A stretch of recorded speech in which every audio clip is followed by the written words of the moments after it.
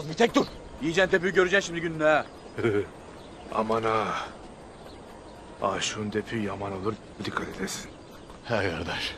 Tövbe estağfurullah.